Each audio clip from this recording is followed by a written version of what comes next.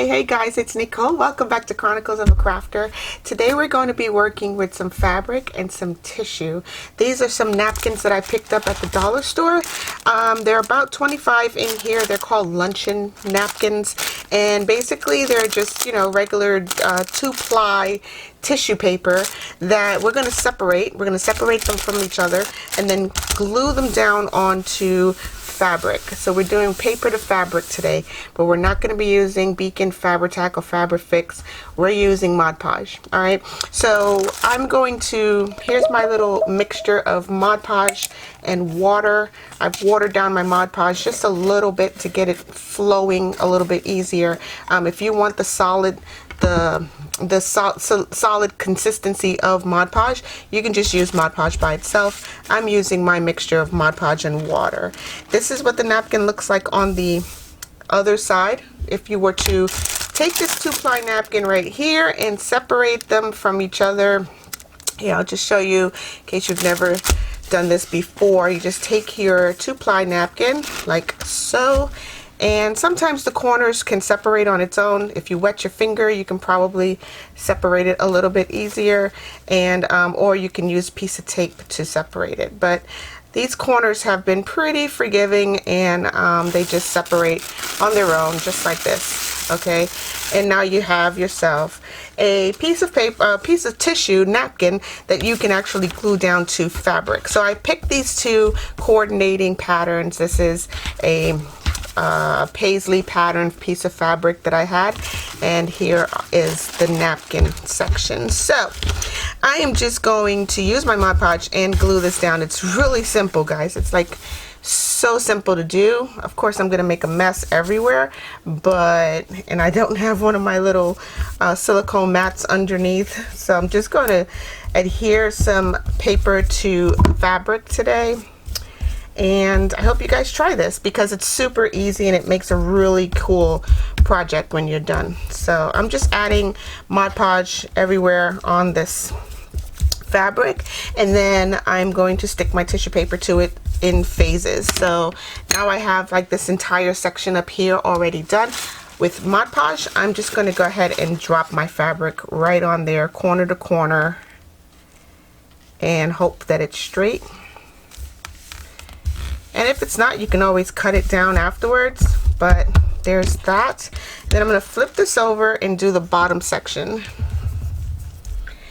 So I hope you guys are having a super crafty day, doing wonderful things in your crafting spaces, staying naturally curious, etc.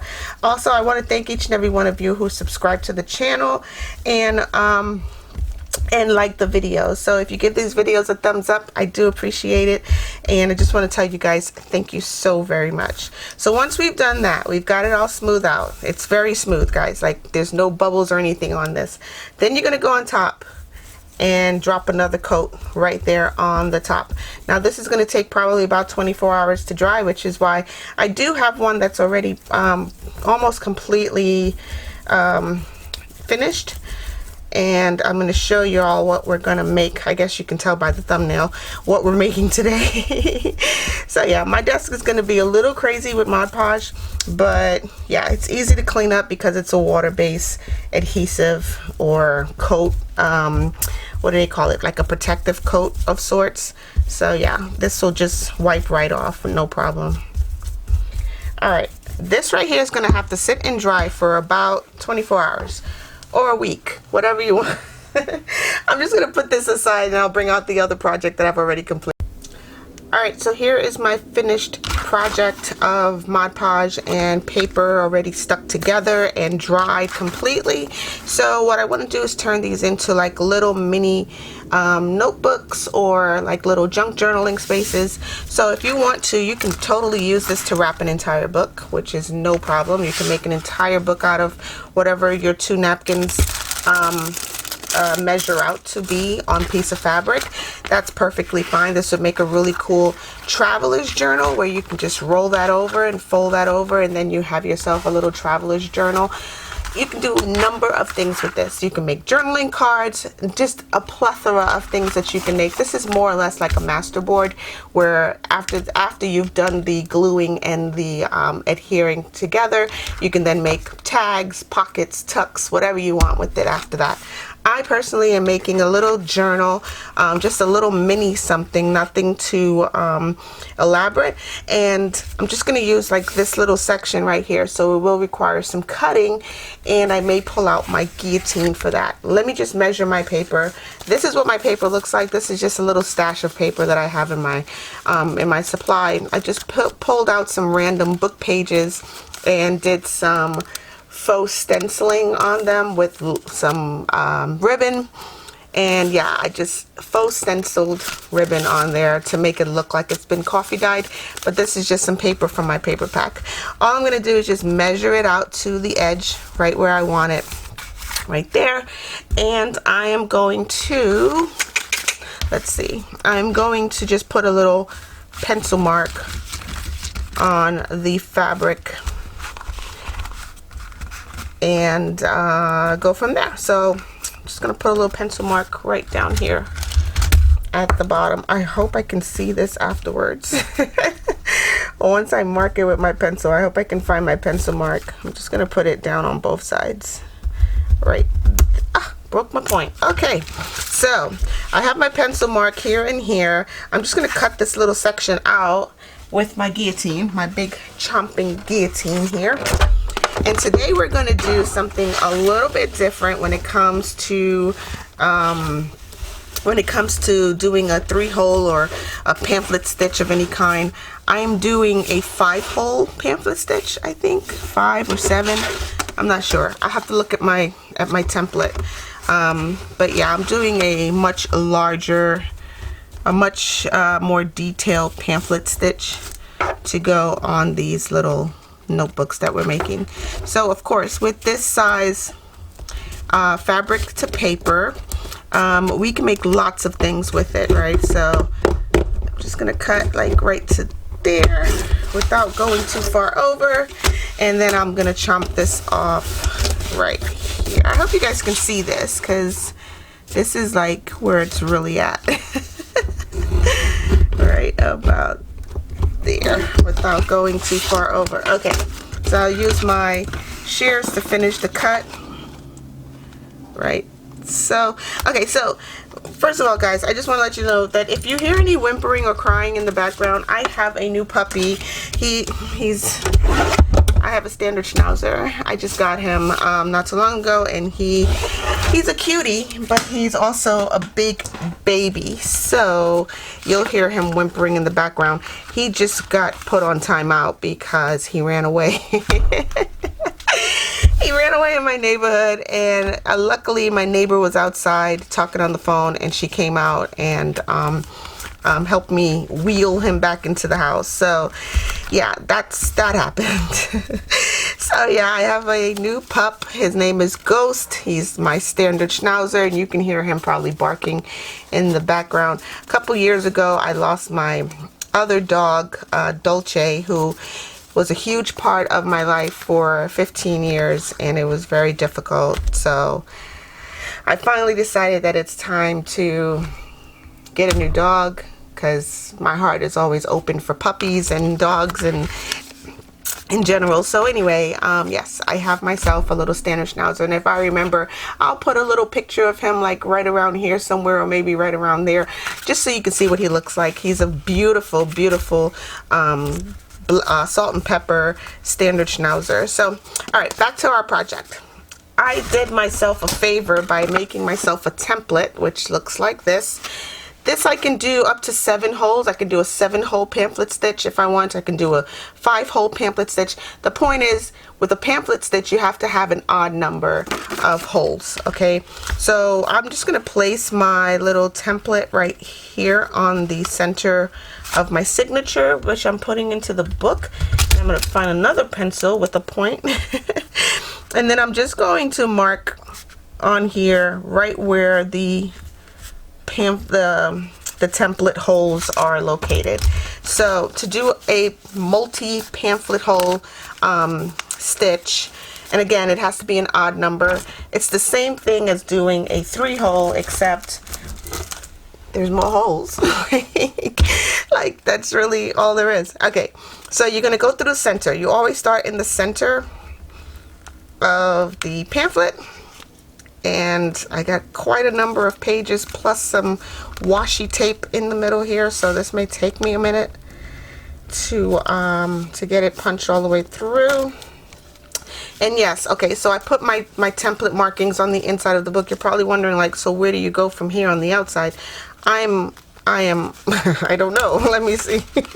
So yeah, I'm just gonna line up my my stitchings now that I know where my center hole is, right? Let me zoom you guys in just a little bit.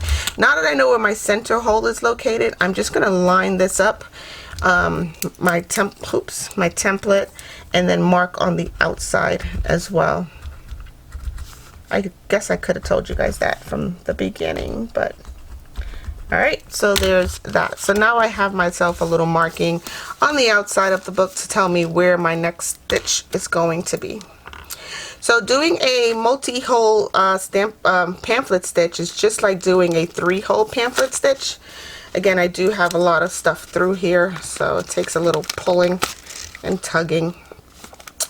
So you do it the same way. You go up and over, and then finally you end up on the outside of the booklet that you're making. So basically I did through the middle on the inside. Oh, I'm sorry, I forgot I zoomed you guys in. You go through the middle on the inside, come out the back, go back through the outside hole right here, right? Go through the middle, come back in the inside, and then you're going to go back through the outside right up here at the top. It's just like doing a 3-hole pamphlet stitch. So it's pretty much the same, and I'll show you the difference between the two. So then you're going to go back through your second hole. Oh God, let me back you guys up. I keep forgetting that I zoomed you in. You're going to go back through the second hole on the outside, come back through here. You're now on the inside. You're going to skip your middle hole and then go back through the bottom section of your pamphlet. And this doesn't help because I didn't pre-punch my holes, so yeah. And then you're going to go through your bottom hole down here on the outside. I'm just using a really pointy large eye needle, so that's why I did not pre-punch my holes. And then you're going to come back in here, go back through here, this bottom hole, and then you're going to come back. I know this is terrible. What I'm telling you guys, you can't follow this. What I'll do is I'll draw it out on paper for you so you can see how to do the actual stitching of a multi-hole pamphlet stitch. Again, it has to be odd numbers, so I'll just draw it out on paper for y'all to see. So let me just show you right here. Okay, so now I'm back in the middle. So here is my, this I'll zoom in for y'all. Okay, here's my template. I started here. Okay, here's my template. I started here in the center, and I went on the outside, went through here, went up to here. Then on the outside, went up to here. Then on the outside, came back through here. Okay, now I'm going to go back this way, down through here, come back through here, skip the middle, and then I'm going to go around to the bottom here, go around here, come around to the other side, and then go back around. So basically what you're making is a figure 8, and you're going to end up coming right back through your middle hole at the end. Okay, that's the important part. It's just like doing a 3-hole, but you do come back through to the middle hole. Now I do have a little bit of a tangle here, and you probably can't even see it, but I just need to snip off my excess from here. Okay. And now I can tie myself a little bow or knot the same way we do on a regular 3-hole pamphlet stitch. And yes, you can measure out your what is this? Your string prior to doing it. But I always just, I usually do just measure it 3 times the height of the book. This way I don't waste a lot of thread.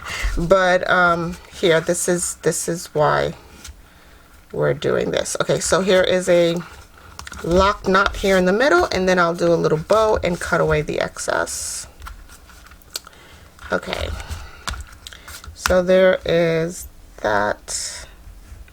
Now you can totally take this whole thing to your sewing machine and just run it straight through the middle if you like, but I like this right here. So we did today a 5-hole pamphlet stitch. Sorry about the focus, guys. All right, I'm gonna back you guys up, pull this apart, and here is my little journal cover that we made out of Mod Podge, napkins, and fabric. Okay, so to get this in here, you can either use a elastic, and then you can always change this out whenever you want. Considering the cover is so pretty, you might want to continuously use this by using just interchangeable pages here in the middle. And that's perfectly fine, which is probably what I'll do. I'll just put a piece of elastic through here. I'm going to put a hole in the middle to pull the elastic through. I lost my crocodile because I'm packing for, okay, so spoiler alert, I'm going back to the Stamp and Scrapbooking Expo for 2025 here in Orlando, and so I've been packing up a lot of stuff that I'm going to be taking with me. It doesn't start until April, but I'm just so excited. So I'm going to be packing up my stuff, so yeah, that's why I don't have like a lot of my supplies here on the desk. But yeah, in any case, all I'm going to do at this point is punch myself a little hole right here and put an eyelet. 2 ticks. Alright, so I did go get my crocodile and punch myself a little hole here in the middle of the cover of the little fabric paper cover. And I'm just going to slip my little book right in here. That's my little signature. And I'm going to pull this tight and tie it in a knot. This way, when you want to replace your pages that's in the book, you can just slide it right out of this band right here and put in new paper. Super easy. Let me just tie this in a knot close to the spine. Oh, sorry. I gotta pass this through this way and then tie it in a knot close to the spine. Sorry about that. Otherwise, it's just gonna fall right through the hole in the book, so in the cover. So yeah, again, I'm just gonna pull it tight, find the center of the signature, tie this in a knot, and my signature is now removable, replaceable, and yeah, so I can continuously use this little cover right here. All right, so again, with the cover, all I did was pop a little eyelet right here in the middle and ran my elastic cord through the center. If you want, you can put 2 more holes at the top, 2 more holes at the bottom, and then loop it through that way. The same process, but basically here is my center of the spine. And if you don't like the look of this, you can always just adjust it, right? Massage it all the way to the end, and then put some little beads or something hanging off the edge of this elastic string right there. So this is what I did today. I made myself a little mini journal. You can take this traveling with you. You can have, I have plenty of writing space in here. Just added a few pages from a book, you know, like book paper, some stuff that I stenciled on.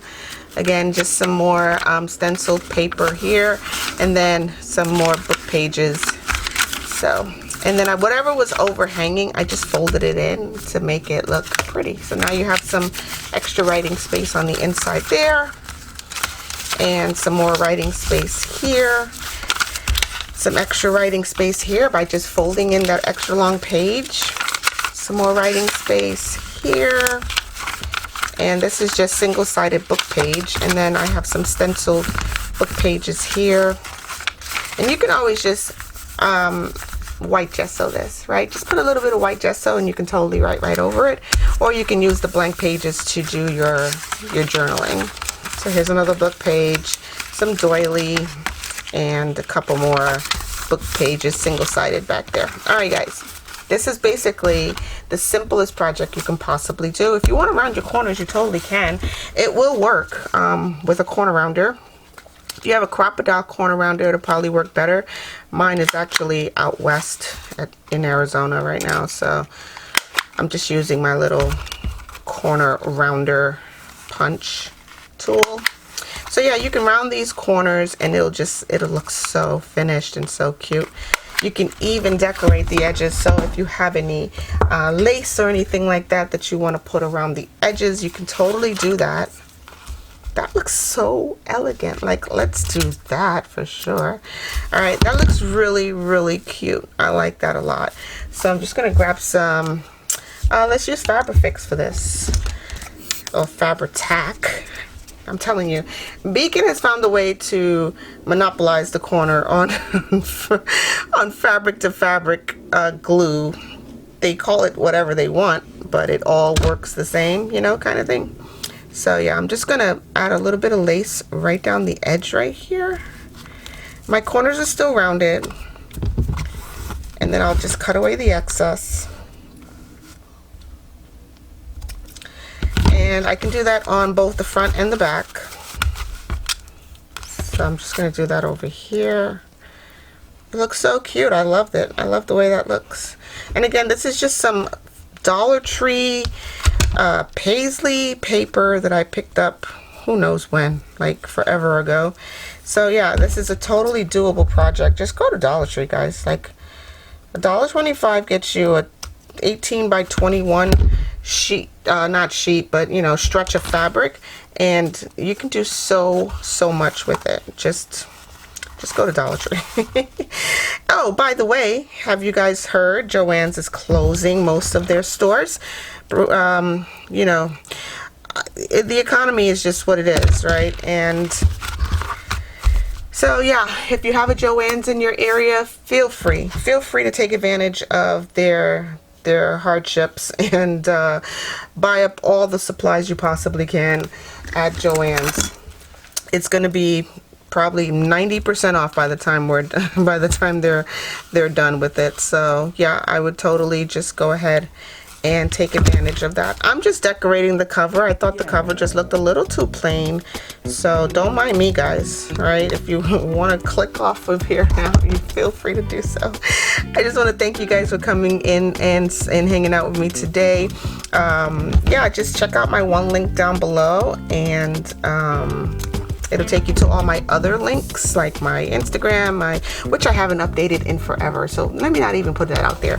Don't go to my Instagram, okay? It's forever ago was the last time I updated my Instagram. I'm so behind. But yeah, that one link will take you to buy me a coffee, my Instagram, my Etsy page, a couple other things, and just communicate with me in the comments down below. I love it. I love it when you guys do that. All right, guys, stay naturally curious. Go do something wonderful. All right, and I'll talk to you guys in the next video. Bye.